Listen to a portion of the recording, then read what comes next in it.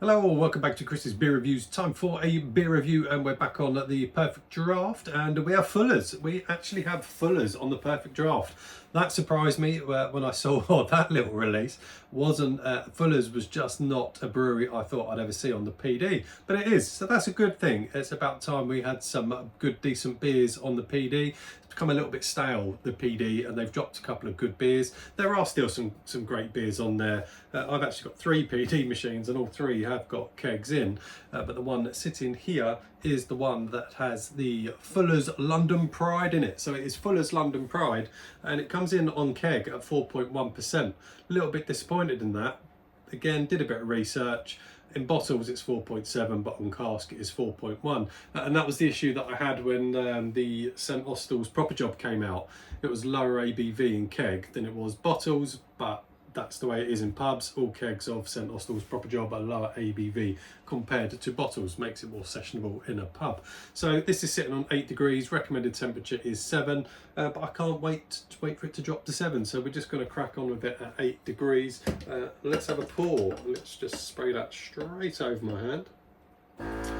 So first pour could well be lively, but what I like to do, stick the nozzle in it as soon as you can, and it does reduce the size of that head. So I do actually take off the metal bit that goes over that.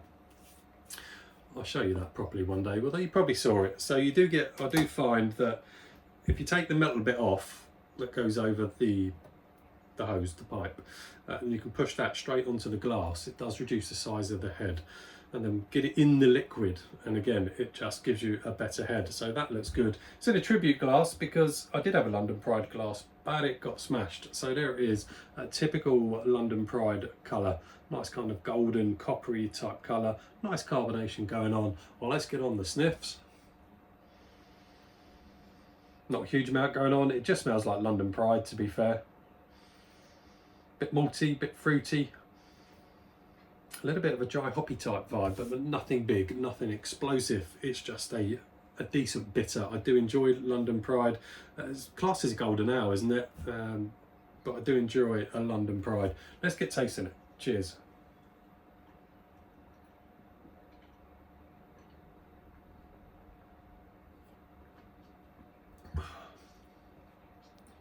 Yeah, that's a nice pint. Certainly at 4.1%, mega sessionable, and being 8 degrees, don't think that's an issue for it. They recommend 7, don't think that makes much difference at 8.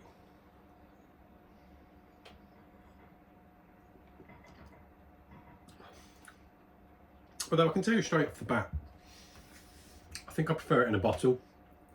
I think that 4.7 gives it a bit more of a lift in bottle form. But that is still a very good pint, still very enjoyable. At the back end, it does have a dried hop feel to it.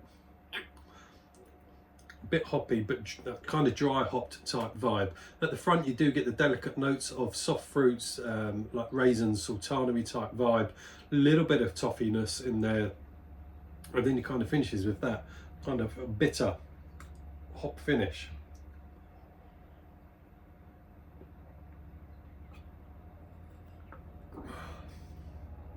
But straightforward, easy drinking. Very straightforward and easy drinking. Almost done the pint. Good carbonation levels in there. For 4.1%, the body is decent as well. Now I've had a couple of mouthfuls. Again, get more of that kind of toffee vibe sitting in there.